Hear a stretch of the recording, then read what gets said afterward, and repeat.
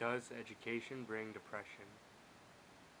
After doing some research, I found that the speaker of the passage, Ann North, is a staff editor for the New York Times who attended Iowa University and got her graduate degree from Iowa University and Stanford University. This means she had the experience of being a grad student once in her lifetime, thus giving her an ethos as she had to go through this experience.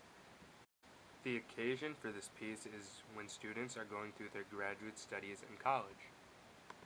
The audience of this piece are graduate college students or students that have recently graduated from college. The audience is significant because most of what the author has to say can apply to the lives of graduate college students. The author believes that it is difficult being a graduate student because they have bigger responsibilities and weightier long-term commitments. They have to worry about funding their training and research, publishing papers, and finishing dissertations. Small, short-term deadlines common to undergraduates are replaced in graduate school by more serious, long-term deadlines.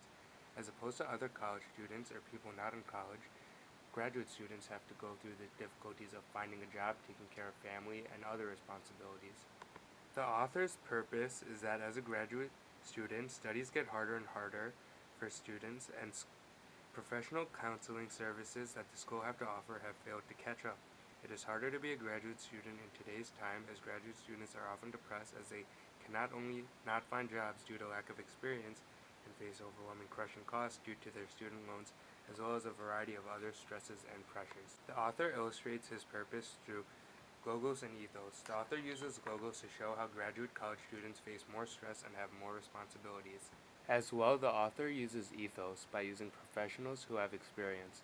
For example, the author uses Carrie Arnold, a professional who has done research examining the mental health of graduate students. The author has also included information from former graduate student, like a blogger named CRO, who recalled having panic attacks during his PhD program and not having mental adequate treatment. The subject of this passage is how graduate students do not have adequate mental health services to help them out as they deal with all the stress that they face working to achieve their graduate degree.